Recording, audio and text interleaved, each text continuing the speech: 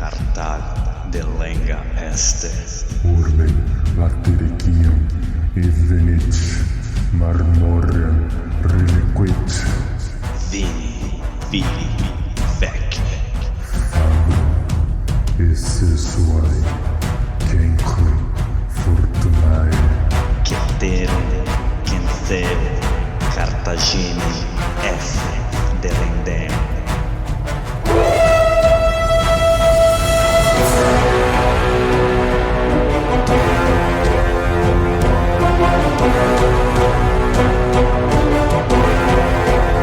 Alô amigos, alô galera, estamos de volta para o 29º episódio do podcast Roma Nua e Crua. Quem vos fala é Bruno Prandi e no backstage, ele, o arguto Douglas De Brito. Eu sou o Douglas, você não é o Douglas. Para o nosso mural de recados. Mural de recados. Roma nua e crua.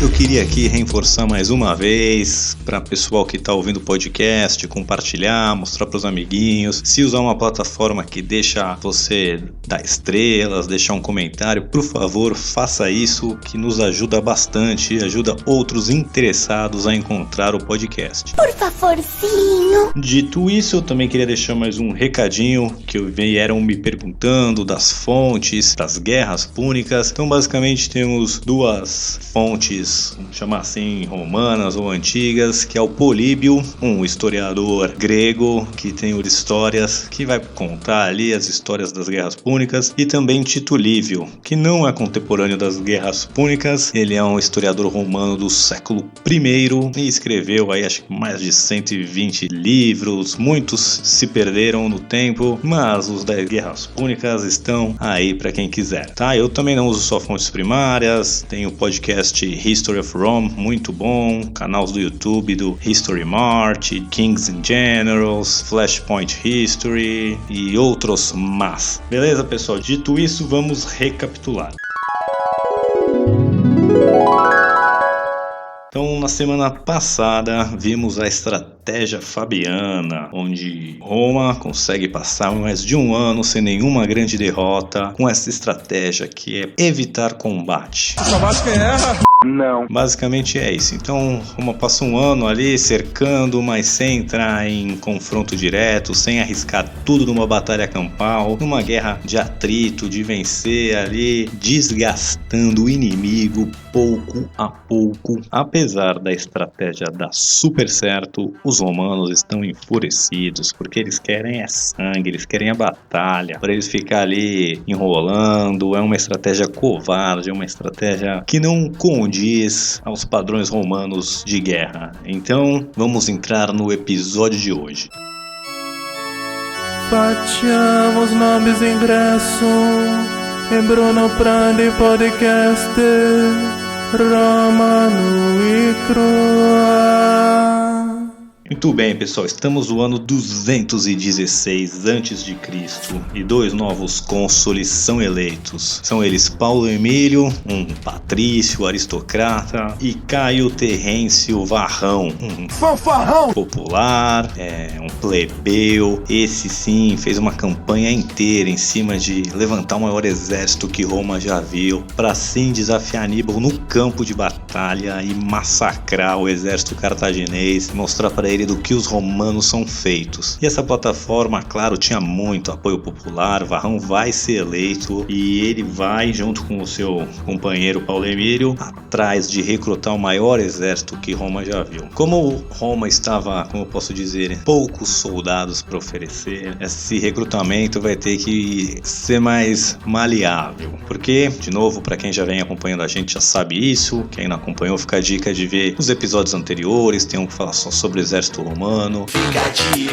Mas nessa época o exército romano ainda não era uma força profissional. Então todos os anos eram recrutados soldados, você tinha que ter posse para participar do exército, e conforme mais posse você tinha, melhor você ia estar nas linhas romanas ali. Você tinha que prover o seu próprio equipamento, então tinha um limite de idade, um mínimo de posses que você deveria ter e um mínimo de material que você ia conseguir fornecer para você poder participar do exército, tá? Então, como o supply aí, a oferta de soldados estava em baixa, os romanos então eles baixam os requerimentos de terras, eles baixam a idade mínima, aumentam a idade máxima, tudo para que se possa ser recrutado o maior exército já visto até então. Um exército consular, que um cônsul comandava, ele ia ter entre 2 e 4 legiões, tá? Então a gente tá vendo aqui como a guerra com Cartago é uma guerra muito importante. Todos os exércitos consulares até então tiveram 4 legiões, que dá uma cerca de 20 mil homens. Agora eles vão levantar o quádruplo disso. Eles vão fazer um exército de 16 legiões, mais de 80 mil homens, contando os auxiliares, a cavalaria, são 86 mil homens. Isso é um exército gigante, até para os padrões de hoje. As forças armadas do Brasil, que tem aí mais de 200 milhões de habitantes, só o exército, né, sem contar a marinha e aeronáutica, vai ter cerca aí de 100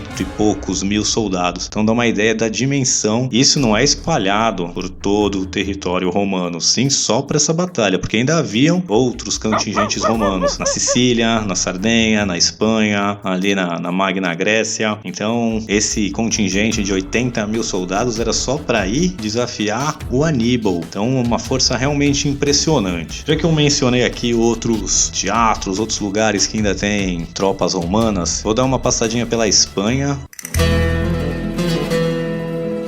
Porque quem estava lá, a última vez que a gente viu, o Cipião Calvo venceu a batalha do rio Ebro contra Hasdrubal Barca, o irmão do Aníbal. E agora, Públio Cornélio Cipião, aquele que perdeu a primeira batalha contra o Aníbal na Itália, vai se juntar ao seu irmão na Espanha, vai levar mais barco, mais suprimentos, mais soldados. Então, Roma realmente era outro nível, né? Depois de ter tantas derrotas, ainda vai juntar esse maior exército, ainda vai ter como direcionar recursos para outros teatros de guerra. Roma realmente surpreendendo. Então só vou deixar essa nota aqui que Públio Cornélio Cipião foi encontrar seu irmão na Espanha, levando mais soldados, mais barcos e mais provisões. Voltando aqui para a Itália, juntam esse exército gigante e eles vão passar aí o começo do ano treinando esse exército, colocando ele em forma. Vale lembrar que o exército ainda era muito cru, né? Porque as melhores forças romanas já foram batidas aí por Aníbal, e também agora temos o pessoal mais novo, um pessoal mais velho, então seria melhor treinar eles bem, mas o que eles treinaram acharam que foi o suficiente. Já avisei que vai dar merda isso. E Paulo Emílio e Varrão vão juntos atrás de Aníbal. E o cartaginês, ele estava no sul da Itália, onde ele havia tomado uma cidade pequena, porém muito importante estrategicamente, que era a cidade de Canas. Canas de açúcar. As forças cartaginesas eram cerca de 50 mil homens, 40 mil de infantaria e 10 mil de cavalaria. Vale ressaltar que, né, o exército romano está com 86 mil pessoas aí, mas a cavalaria era em torno de uns 6 mil. Então, apesar desse exército gigante, na cavalaria os romanos ainda estavam em desvantagem. Então, beleza. As legiões marcham, chegam até perto da cidade de Canas e montam um acampamento ali pertinho. Imagino que até Aníbal, com toda a sua expertise, deve ter ficado um pouco aflito ao ver o tamanho das forças romanas. Na infantaria, Roma era 2-1, tinha 2 soldados para cada soldado cartaginês. Na cavalaria, os cartagineses ainda levavam uma pequena vantagem, mas o forte dos romanos sempre foi a infantaria, e 80 mil soldados de infantaria acho que poria medo em qualquer um. Roma, Roma, Roma, Roma.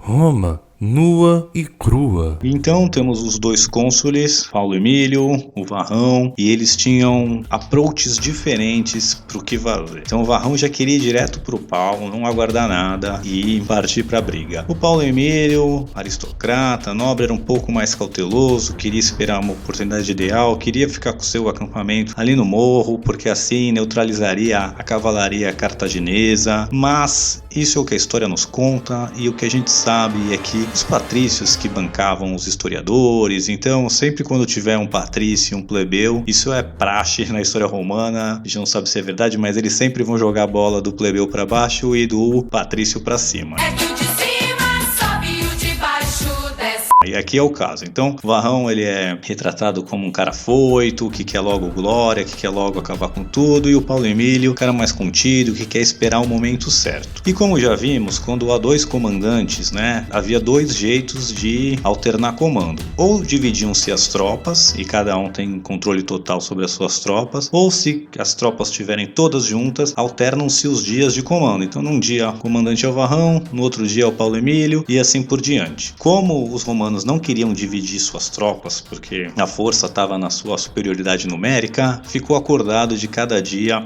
tomar o controle total das tropas, né? Então sempre que o Varrão está no controle ali, ele tem uma instância mais agressiva. Ele monta o acampamento ali perto de onde estão os cartagineses, ele começa a preparar os romanos para o confronto. Aníbal, sagaz que era, ele conhecia a psique romana, ele tinha uma rede de espiões e ele descobre a personalidade dos dois cônsules e ele decide que vai oferecer batalha quando o Varrão estiver no controle, porque é um cara mais impulsivo e assim fica mais fácil de cair nas armadilhas do Aníbal. Malandramente. Então, num dos dias que o Varrão estava em controle, o Aníbal resolve então tirar suas tropas do acampamento e dispor elas para o combate, oferecer batalha. O Varrão vem daquilo, ele, não Deus bem, você não acredita. No meu dia eu vou ter oportunidade de esmagar esse safado desse Aníbal. E ele então manda todas as suas tropas deixarem o acampamento e ir direto para o campo de batalha. Vale ressaltar que o Aníbal já estava ali na cidade há alguns meses, então ele teve bastante tempo para conhecer o território, se preparar, né? Ele sabia que os romanos iam vir atrás dele, então ele teve bastante tempo para conhecer o local e se preparar para um ataque romano. Então ele já começa com a sua maestria, né? Ele coloca as suas tropas, posiciona num lugar que vai deixar os romanos contra o sol. Então já dificultar entender o que está acontecendo ali nas linhas cartaginesas. Além do mais, o horário que ele saiu sempre batia uma brisinha numa certa direção, que era dos cartagineses para os romanos, a direção do vento. Então quando tá saindo as tropas, entrando em formação, levanta aquela poeirada, aquela coisa, e aquela brisa vai soprando em direção aos romanos e dificulta ainda mais a visão dos romanos para ver o que está acontecendo. O Varrão, inicialmente, posiciona as suas tropas romanas como manda o manual. Quem quiser, de novo, vai lá ouvir o nosso capítulo 15, se eu não me engano, que é das legiões romanas. Então são as 3 linhas de infantaria pesada, conhecido como o eixo triplo, os VLTs na frente, que era infantaria leve, seguido pelas 3 linhas de infantaria pesada e com a cavalaria nas pontas. O Aníbal, ele vai montar suas tropas de uma maneira nada convencional. Então o que ele faz? Ele pega a sua infantaria gaulesa, que era a pior infantaria, e vai deixar ela ali na linha de frente, bem na vanguarda de tudo. A infantaria ibérica e a infantaria líbia, que eram as infantarias pesadas, as melhores tropas do Aníbal, elas iam ficar ao lado dessa infantaria, mas mais para trás. Então ele vai montar as tropas num formato, como posso dizer assim, de uma meia-lua. Pensa na meia-lua de campo de futebol, ou uma meia-lua, ou melhor, um semicírculo, digamos assim. E bem na frente vão estar as tropas gaulesas, as tropas piores. Ao lado dessas tropas vão estar a cavalaria, e essa cavalaria, bem ao lado dessa infantaria, ela cobria a visão que estaria em ferradura, tá? Então pensa assim, num campo de batalha, num terreno plano, era muito difícil para um general ver o que estava acontecendo do outro lado. Também tem o sol, a poeira para atrapalhar, mas o Aníbal e o seu irmão, eles estavam ali, bem na frente da linha de frente. E aí o que os romanos conseguiam ver? As cavalarias do lado e uma infantaria, como eu posso dizer, bem compacta, só ali, como posso dizer, uma linha estreita, dando a impressão o quê? Que o Aníbal tinha colocado todas as suas tropas de infantaria atrás ali, né, fazendo um bloco estreito, mas bem denso de infantaria com a cavalaria do lado. Mas na verdade não era isso. De novo, tem ali um semicírculo com com só a infantaria gaulesa aparecendo, com a cavalaria cobrindo as outras infantarias que estavam complementando esse semicírculo e escondidas. O Varrão, vendo isso, ele pensa que Aníbal compactou sua infantaria até para aguentar com a infantaria romana, que além de ser de melhor qualidade, era também muito mais numerosa. E aí ele vendo isso, ele resolve abandonar o eixo triplo e compactar todo mundo numa linha só. E quem viu o episódio sabe que também as legiões romanas, até elas engajarem, elas andavam numa formação como se fosse tabuleiro de xadrez, né? Iam ter cerca de 1.200 homens, aí um espaço que caberia 1.200 homens, e aí outro corpo de 1.200 homens. Ele resolve abolir isso, ele junta tudo, faz um blocão de infantaria. A sua ideia é o seguinte: bom, tá a infantaria cartaginesa ali, eu vou fazer esse sledgehammer, essa marretona aqui, vou atropelar, dividir as forças dele em dois e vai ser fim de papo, né? Pelo menos é o que parecia. Era uma estratégia até bem pensada, dada a informação que ele tinha. Então, beleza. As tropas estão todas posicionadas e vai começar o combate. Então, geralmente, a infantaria leve começava as batalhas, então vão os velites lá enfrentar a infantaria leve cartaginesa, que ia ficar jogando lança um no outro, flecha, tinha os estilingueiros que tacavam pedra, mas assim, um primeiro salvo, assim, para mais de reconhecer até, e os velites romanos já tomam um pau violento, porque essas tropas cartaginesas já eram, né, hiper veteranas, iam batendo os romanos aí há anos, e esses velites, principalmente as infantaria leve, que eram os mais pobres, mais novos, mais mal treinados, eles não dão pro pau. Os caras tomam um prejuízo violento e tem que recuar, mas isso não resolvia nenhuma batalha, era só a primeira encarada ali dos dois exércitos, mas já foi uma bela desvantagem para os romanos. Os romanos então continuam a avançar com a sua infantaria pesada em direção aos cartagineses, e o normal seriam os dois lados avançarem, né, um contra o outro, mas o Aníbal manda suas tropas ficarem no local, não se mexerem, deixarem os romanos virem até eles, e os romanos estão vindo com tudo. Nisso, o Aníbal manda então suas tropas, sua cavalaria ibérica, que estava à sua esquerda e era sua cavalaria pesada, atacar a cavalaria romana no flanco direito romano, que é onde estava o cônsul Paulo Emílio. E essa cavalaria pesada vai atacar com tudo. É um pouco confuso aqui se essa cavalaria que acaba ferindo o cônsul ou se ele acabou se ferindo com o confronto da infantaria leve, tomou uma pedrada, alguma coisa assim. Mas enquanto a cavalaria está vindo atacá-lo, o Paulo Emílio desmonta para atender esse ferimento que ele sofreu, e a cavalaria em volta, sem entender, vendo ele desmontar, resolve desmontar também, se tornando uma presa ainda mais fácil. Então vem essa cavalaria pesada cartaginesa e atropela, né, bate de frente com a cavalaria romana, e os romanos tomam um pau ali. Fica difícil, muitos desmontaram, o Paulo ferido, seu cavalo foge, ele então se direciona lá para onde está a infantaria, e o flanco direito romano, a cavalaria já foi pro brejo, está correndo do campo de batalha, com os ibéricos perseguindo. Enquanto isso, continua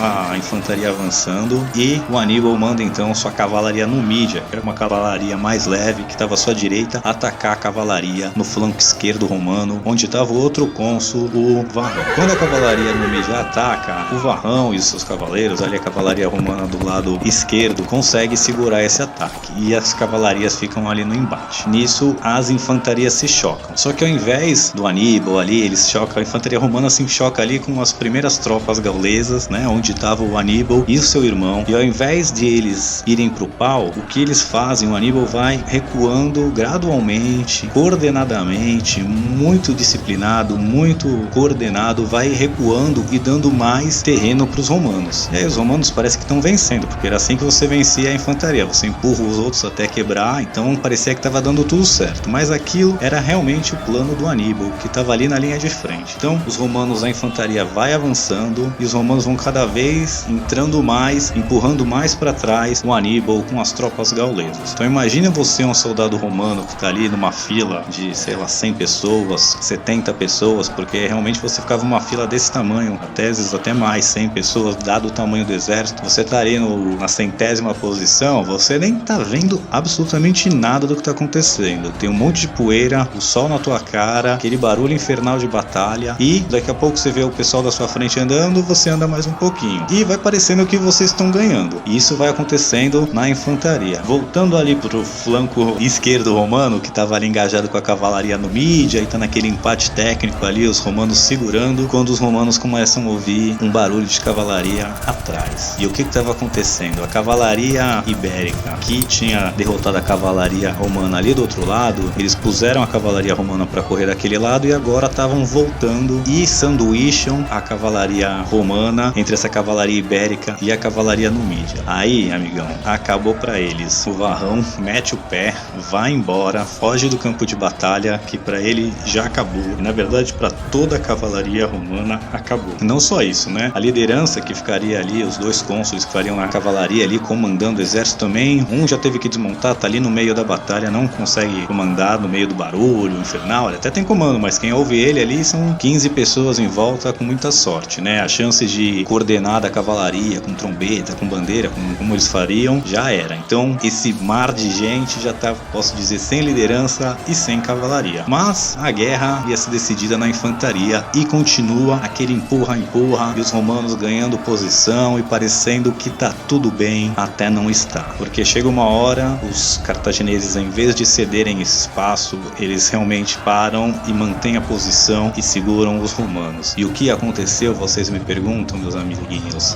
Os romanos caíram na armadilha. Lembra que os cartagineses estavam em forma de um semicírculo? Então pensa, o cartaginês que estava ali na frente, né, o Aníbal, eles foram indo para trás, só o meio ali daquele semicírculo. O que aconteceu é que o semicírculo se inverteu. Então ele estava com a protuberância, a saliência para frente, agora a saliência tá para trás. Ficou um formato de U, digamos assim. E a infantaria romana, sem perceber, entrou nesse U. E agora, quando eles param para olhar o que tem do lado deles, tem as tropas ibéricas, tem as tropas líbias, a infantaria pesada cartaginesa, e agora eles começam a esmagar os romanos pelos dois flancos e mais pelo meio. Então eles ficam presos num U e começam a ser esmagados. Como eles já eram uma linha única, eles começam a forçar e compactar ainda mais as tropas romanas. E aí só sobra a retaguarda para fugir. E alguns romanos se dão conta disso e começam a fugir, percebendo que estão sendo envelopados. Mas poucos fogem e logo chega a cavalaria numídia e a cavalaria ibérica, que tinha posto a cavalaria romana para correr, e eles fecham a armadilha. Agora os romanos estão cercados por todos os lados. E esse corpo de 80 mil soldados, eles vão sendo encurralados e presos tão forte que eles não conseguem, o pessoal ali do meio não consegue nem pegar sua espada, nem mexer seus braços. É uma coisa bizarra. Eles estão ali presos. Vou dar um pause aqui só para contar uma experiência pessoal, mas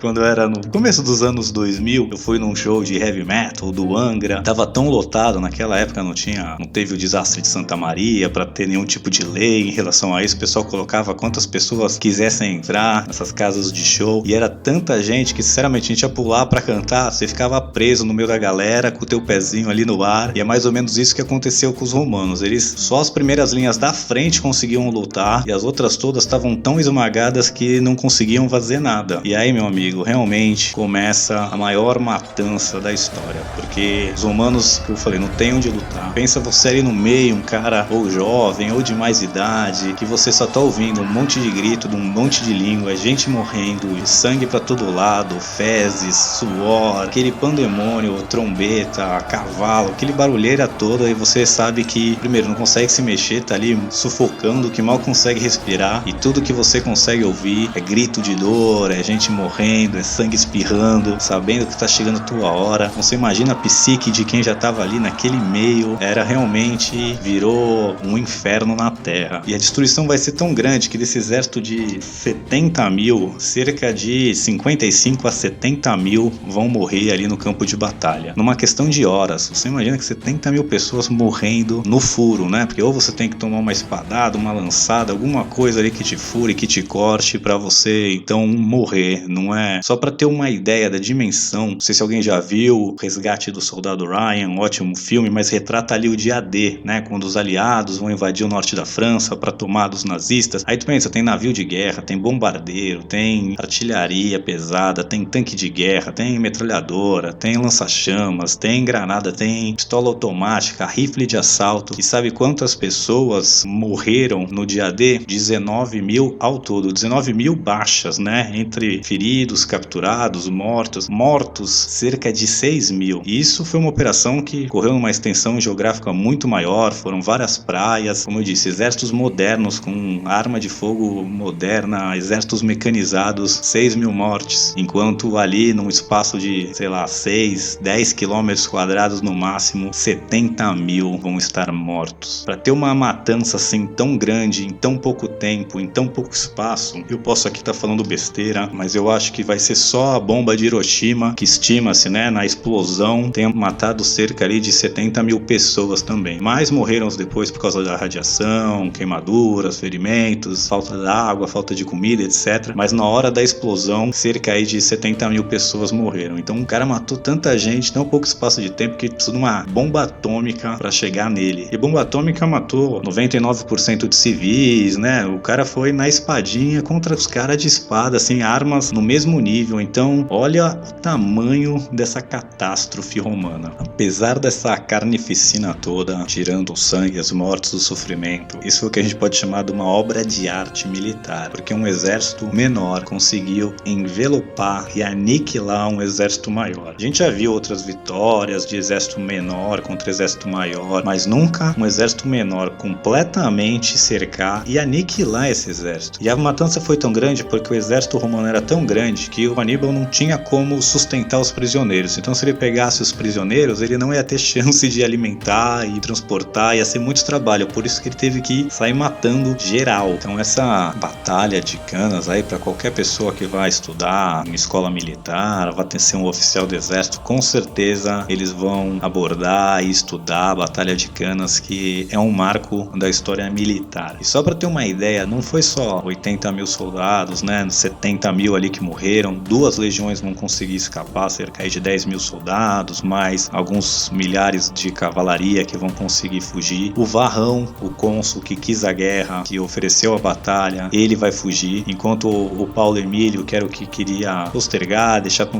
né, ser mais cauteloso, esse morre no campo de batalha. Cerca de 6 mil patrícios, nobres, né? O Aníbal vai coletar 6 mil anéis, que eram anéis da aristocracia, dos patrícios. Ele vai coletar esses anéis, arrancando dos dedos aí dos mortos no campo de batalha, enviar para Cartago. E esses 6 mil, eles eram a juventude aristocrática, eles eram o futuro de Roma, digamos assim. Eles que iam ser os cônsules no futuro, os tribunos, os pretores, os censors, os senadores. Essa era a elite que morreu, uma geração perdida no campo de batalha. Então isso vai também mudar Roma, porque agora eles vão ter que procurar lideranças em outros lugares, porque todos que se imaginavam, né, a juventude aí que estava no processo de ir crescendo na sua carreira, no seu cursus honorum, esses já eram. Esse cataclisma romano vai mudar tudo. E você imagina, né, que Roma já tinha outros inimigos, eles já tinham outros territórios que não eram tão chegados a Roma assim, que estavam procurando, né, uma oportunidade de se revoltar. Imagina o que Canas vai causar nos romanos agora. Então a gente vai deixar isso pro próximo episódio, pessoal. Semana que vem veremos como Roma lida com essa catástrofe sem proporções na história. Como é que eles vão conseguir continuar lutando, ou se vão conseguir continuar lutando. Eu já posso dizer que os gauleses vão ficar ainda mais, como eu posso dizer, belicosos, que outros territórios vão se revoltar contra os romanos e outras potências vão entrar na guerra também contra os romanos. Então semana que vem veremos como Roma lida com o dia depois de Canas. Por hoje é só, pessoal, e até! Ainda estão aqui? Já acabou. Vão pra casa. Ah, claro, vocês estão esperando que eu conclua o episódio. Pois muito bem. Este episódio foi escrito e apresentado por Bruno Prandi e editado por Douglas de Brito, este que vos fala. Se gostaram deste episódio, se inscreva utilizando seu agregador favorito. Caso queiram entrar em contato conosco, envie um e-mail para romanuicrua@gmail.com. Agora vão! Desliguem o podcast.